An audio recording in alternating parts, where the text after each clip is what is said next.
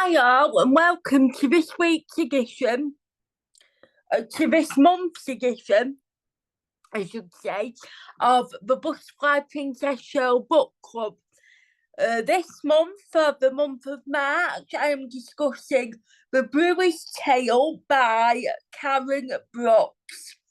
So this is a story that's set in the medieval England. It's set around the reign of Henry the Fourth, and it's set around the early 1400s.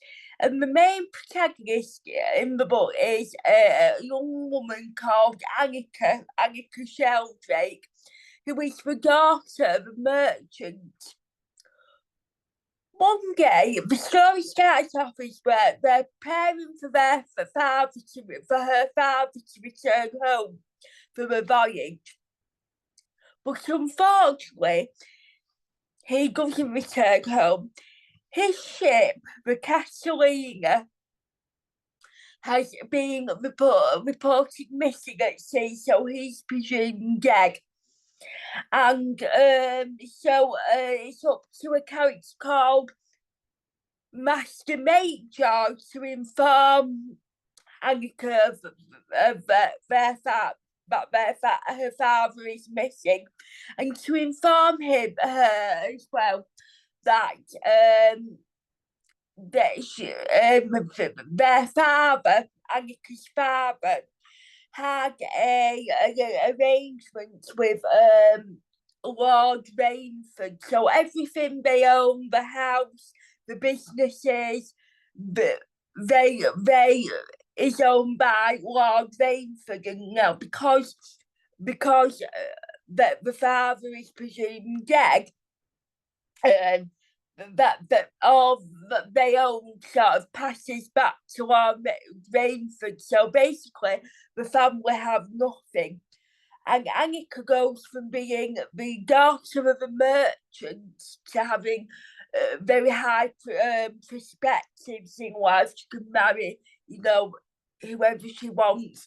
And then overnight, she sort of goes from having being, a high thought woman of medieval society to a woman where has no prospects. So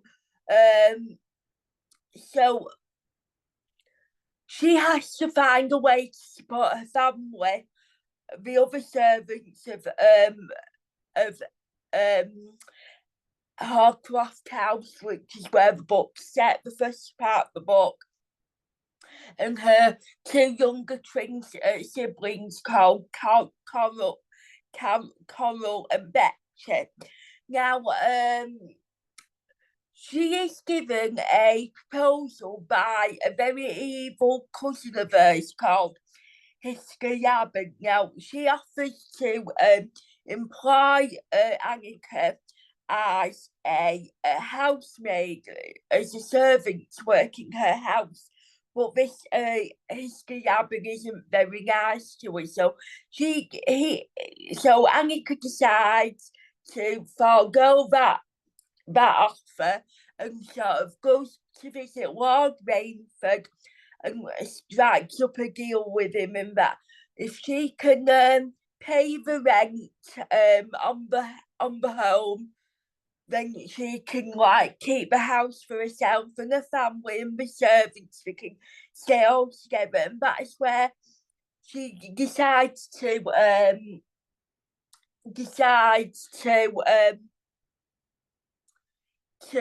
start a brewing business from her Dutch mother's brewing recipes. Now it's at this time where Annika sort of suffers a lot of prejudice and discrimination within the little community of Elman Wen, because she's a woman, specifically in the time of medieval England, which is where this book is set. Um, she she faces a lot of discrimination, and there's a sort of a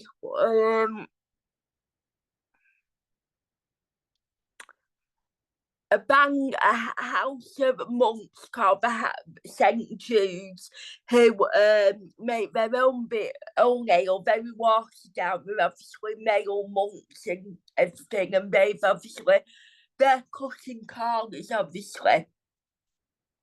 And it's when Annika comes on the scene that they feel a bit threatened, because she's producing this ale. So this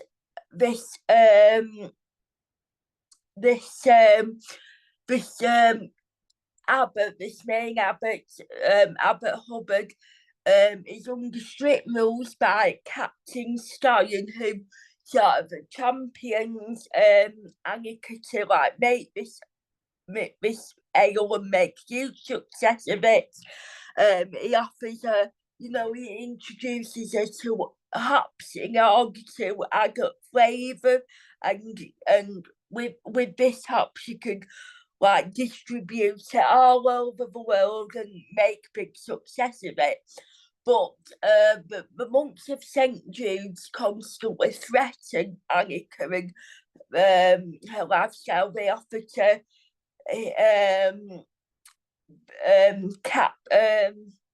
brother Abbot Hubbard sends various brother monks to sort of persuade Annika to sell the recipes. One such brother is a brother called Brother Rosbert. Now, he is he goes and tries to persuade Annika to sell them her recipes. They'll pay a great amount of money for these recipes, but Annika refuses because she's that determined to make a success of her own brewing business. And so there's so everything's going smoothly, and then because the workload is becoming a lot bigger, because she has a trusted workforce in like Adam Barfoot, who's a steward. She has Saskia, who's the main housekeeper, and all of them people are sort of Louisa, and obviously she's caring for her two younger twin siblings. But one day there's a man approaches her for work. Now, this man is a man called Westel, and he's a very mysterious character. I don't want to give too much away, but he's not all that it seems. And later on in the book, we will sort of realise who Westel Culkin really is, because he sort of violates Annika in a very cruel way, and he ends up fathering two twins with Annika, although it's not through a loving conception, it's through rape and everything. So she has to move from Elman Wen to sort of London and Southwark, and it's through this trip to London, because there's a huge fire that destroys the Harcroft House, and after this fire, Annika's sort of scowled upon by the other people in the community, and she's sort of, and where a lot of one of her brother Carol dies in the fire, and some of her trusted loyal servants, Louisa, and her younger sister Betty who's one of the twins, actually survives the fire but is very badly burnt and very badly scarred. And Annika is feeling very guilty, so she decides to pack up along with Adam and all that. They travel to Southwark on the road to London, and it's here where they meet a lady called known as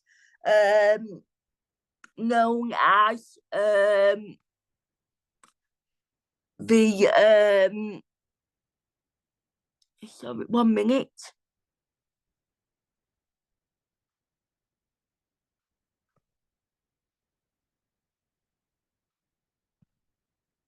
Known as the good wife Alison. Now, Alison is a very nice character. She sort of takes Annika under her wing.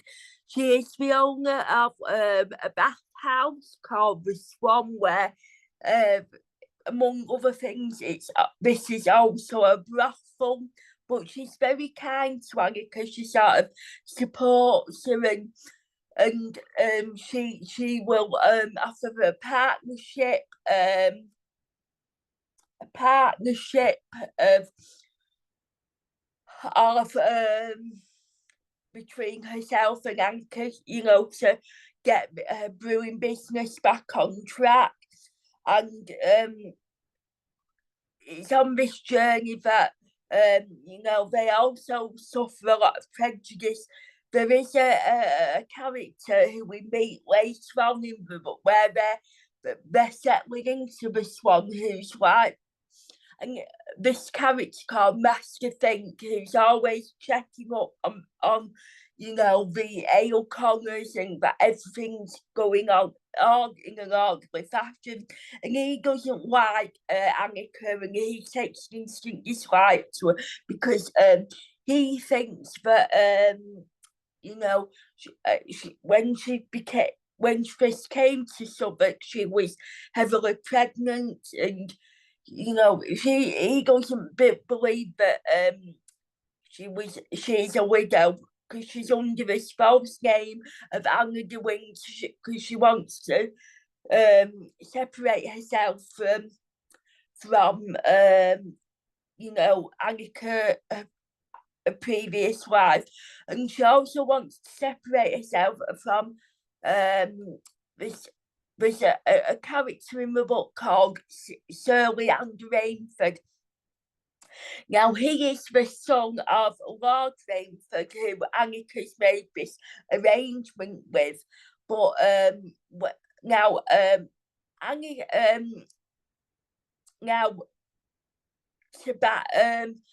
Annika's brother Tobias is working as the squire of Sir Leander, and unbeknownst to everyone else apart from Annika, Lord Rainford is actually the biological father of Tobias, because he had a bit of an affair with the mother Castellina, and once Annika and Sir Leander meet, there's sort of this instant attraction, and it's a bit of a love story, although because of everything that has happened, and Tobias has sort of disowned Annika in a way, because from the start he was very, very against Annika setting up a brewing business and opening up a ale house. He thought that women, people would just see her as a slattern and a whore, because that's what women were seeing in them days, women who went into business. And so he was very against the idea, but Sir Leander is sort of a knight in shining armour character that they always come together, and they're always sort of drawn together in the end in the story. So that's the story in a nutshell, really. So I've introduced you to all the characters. I've told you a bit about the characters and the story now I want to tell you what I thought. So yeah, so Karen Brooks is a completely new author to me. She's an Australian author that I never really heard of. I think that is one of the beauty of Barrow Box, really, because as I've discussed before, all the books that I discuss on the Butterfly Princess Show book club, I all get them all from Barrow Box, and which is a free resource to anyone with a library card. You can access quite a number of ebooks, audio books, and e-press, newspapers and magazines, and that is one of the beauty of having a resource like Barrow Box, because you come across authors that you wouldn't necessarily read or hear about if you were like just going to a bookshop or something like that. So yeah, Karen Brooks is a completely new author to me. She's wrote a number of books. She has a number of books on the Barrow Box app that are available in the form of an audio book. The Brewers Tale is just one of them. And I was really drawn to the character of Annika because I thought that she was a really strong heroine, and despite all the mishaps and the prejudice she came across, and the terrible rape she suffered at the hands of Cork in Westall, and all the other and how she was intimidated by others by the hands of other men such as Abbott Hubbard and the brothers of St. John, St. Jude's, and of course her own brother, and of course her horrible cousin, Hiskey Abbott. But she was a very strong character, and in medieval England, if you know a bit about medieval England, sort of the setting of the book, then you will know that it was very hard for a woman, specifically with no prospects, like Annika is throughout the book after learning about her father's death. And it was quite difficult for women to sort of find a place in society, find a place in their community, and to support themselves, because the role of women in them days was just to get married and to produce children, and that was it. And then it was up to the men to like go out to work. But Annika wanted to be independent of that. She wanted to stand on her own 2 feet. And I also like the character of Betty, Annika's younger twin sister, who is badly burnt in the fire, who loses her twin brother Coral in the fire, because Betty and Annika have a very close relationship. I think Annika sort of takes on the mother role for Betty, especially because their mother Catalina died in childbirth, and that was a very common occurrence in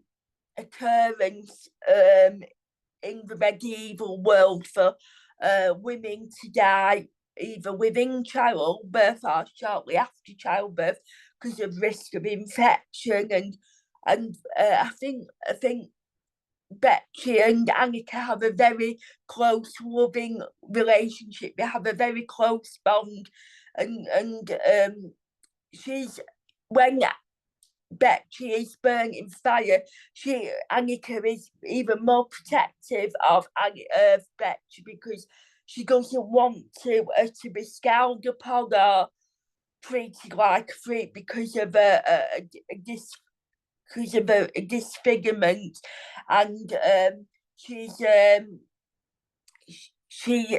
has this new friend called Harry who befriends her, who's similar age to her. And I also like the character of Leandering Away. So Leandering Away, it was a very romantic character. It was always there for Annika no matter what, helping her getting out of sticky situations. And you can really tell that there's an everlasting love between them.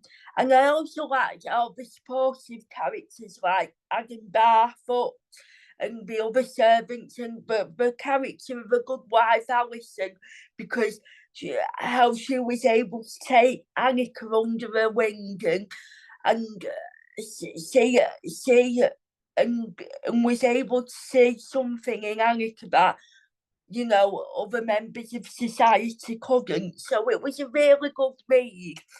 And now I would like to tell you a bit about 1 minute. Just bear with me a minute.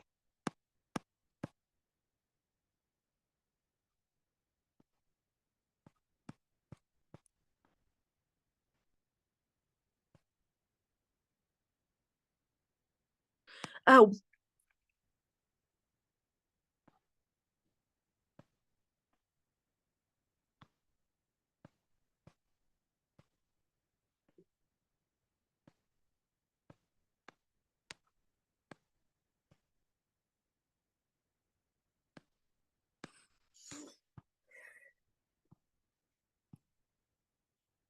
And I would also like to point out that throughout the book, Karen Brooks uses a number of medieval terminology throughout the book. So she uses a lot of like the medieval festivals of Hot Tide and Michaelmas and things. But don't worry, because you will be able to follow understand what that means throughout the story, because at the very start of the book, Karen Brooks has provided a sort of glossary, a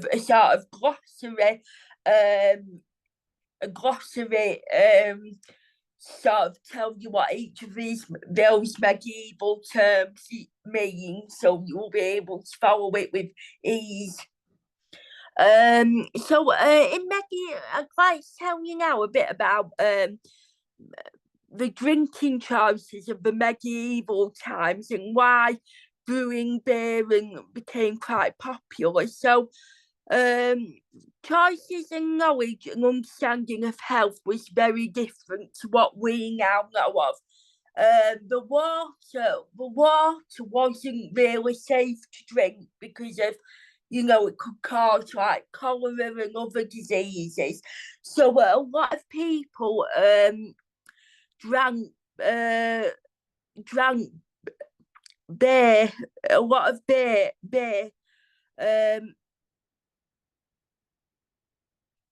and so the main beverage consumed by the young and not so young, so all sectors of society during the 1400s were particularly those in the religious houses, and those in the lower classes were beers, were home brewed ale.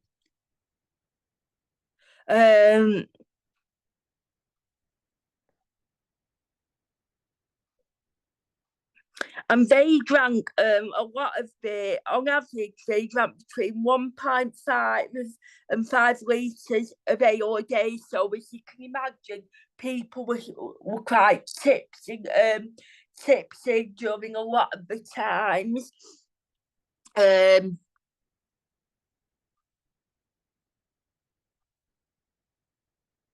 It was also ale was given to children, and it was down regularly by paupers, princes, nuns, and priests, sailors, and soldiers.